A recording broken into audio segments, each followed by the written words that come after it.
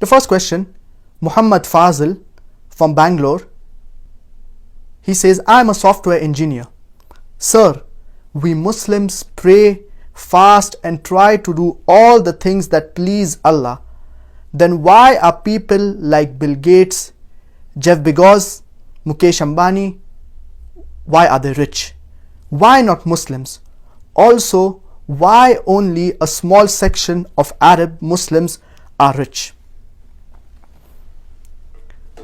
Our beloved Prophet Muhammad, peace be upon him, said, it is mentioned Sahih Bukhari, volume number 4, hadith number 3158,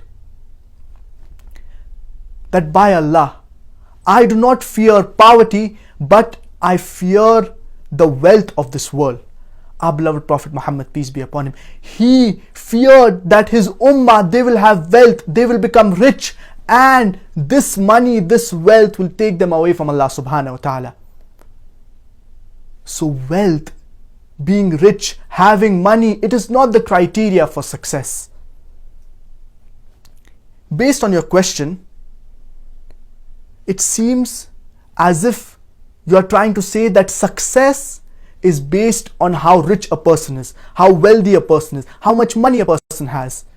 But true richness, it is a richness of Iman, it is a richness of Taqwa. Allah subhanahu wa ta'ala says in the glorious Quran, in Surah Hujurat, chapter number 49, verse number 13, Ya ayyuhan nasu inna khalaqnakum min dhakarin wa untha wa ja'alnakum shu'uban wa qabaila lita'arafu inna akramakum indallahi atqakum inna Allah alimun khabir. O mankind, we have created you from a single pair of a male and female and divided you into nations and tribes so that you may recognize each other, not that you may despise each other.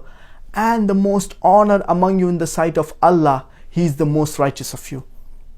The person who has taqwa. The criterion for judgment in the sight of Allah subhanahu wa ta'ala, it is not caste, it is not color, it is not wealth, it is not money, but it is righteousness, it is God consciousness, it is taqwa, it is piety. And our beloved Prophet Muhammad, peace be upon him, he said that it is more easy for a poor man to go into Jannah than a rich man. Because the rich person, he has to give accounts of all his spendings. He has to give accounts whether he has given zakah. He will be questioned about all these things. Whereas the poor person, he will get 100 out of 100 in zakah because he does not need to pay zakah. Similarly, the true richness, it is a richness of Iman, it is a richness of Taqwa. And our beloved Prophet Muhammad, peace be upon him, what did he leave behind? Did he leave behind wealth? Did he leave behind money? He left behind Sahaba, who were torchbearers of the world. And I disagree with you, wherein you said that why not many Muslims, they are rich. In fact, if you analyze, among the top 100 richest people, majority of them, they are Arab Muslims. You have something known as the listed companies, you have the Forbes list, etc. These are the listed companies. So these businessmen like Bill Gates, Jeff Bezos, etc., they are, according to the listed companies, they are the richest people in the world. Because they are public limited companies, they are registered. But if you analyze the Arab Muslims, many of their companies, they are not public limited companies. And as I said earlier, that among the top 100 richest people in the world, majority of them, they would be Arab Muslims. But what is the state of the Muslim Ummah? Today the Muslims, they have wealth, but yet look at the state of the Muslim Ummah. We are divided. We are fighting over petty and small issues. So wealth is never the criteria for success. Even though we Muslims, we have wealth, we are rich, but yet the state of the Muslim Ummah, it is divided. And Umar radiallahu anhu, he asks the Sahabas that what would you want this room to be filled with, so that you can give it in the cause of Allah subhanahu wa ta'ala. So the Sahaba, they say that we want this room to be filled with gold so that we can give it in the cause of Allah subhanahu wa ta'ala. Umar radiallahu anhu asks, ask for something better. The Sahaba, they say that we want this room to be filled with rubies, pearls, diamonds so that we can give it in the cause of Allah subhanahu wa ta'ala. Umar radiallahu anhu asks, ask for something better. The Sahaba, they say, O Amir al-Mu'mineen, you tell us what is better.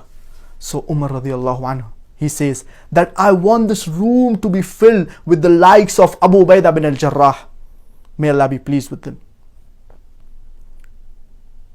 So that he can go and spread the message of Islam. I want this room to be filled with the likes of Mu'adh bin Jabal, may Allah be pleased with him. So that they can go and spread the message of Islam. Umar radiallahu anhu, he did not want the room to be filled with gold, gems, pearls, diamonds, but he wanted the room to be filled with du'at like Abu Ubaidah bin al-Jarrah, Mu'adh bin Jabal, may Allah be pleased with them, so that they can go out and spread the message of Islam. The Prophet Muhammad, peace be upon him, the Sahaba, they did not leave behind gold, they did not leave behind wealth, but they left behind the legacy, they left behind their character, they left behind their message, so that people can follow their path. And there is a list of the 10 richest people in the world. At the third position is Bill Gates. At the second position is Jeff Bezos. Do you know who is the richest person in the world? Who is on the number one position? The richest person in the world is the one who offers 2 rakah of sunnah before the Fajr obligatory prayer. Because offering 2 rakah of sunnah before the Fajr obligatory prayer is better than the world and all that is in it. Our beloved Prophet Muhammad, peace be upon him, he said that the one who offers 2 rakah of the sunnah before the Fajr obligatory prayer, it is better than the world and all that is in it. Imagine just offering 2 rakah of sunnah of the Fajr prayer. Imagine the reward, the greatness, the importance of offering the Faraid prayer. The Prophet, peace be upon him, he just stated the importance of 2 rakah of Sunnah Fajr prayer. It is better than the world and all that is in it. So, we Muslims, we believers, we need to strive for the hereafter, and the only thing that will be acceptable in the sight of Allah subhanahu wa ta'ala on the day of judgment, it is not your money, it is not your wealth, but it is your good deeds, it is your righteous deeds.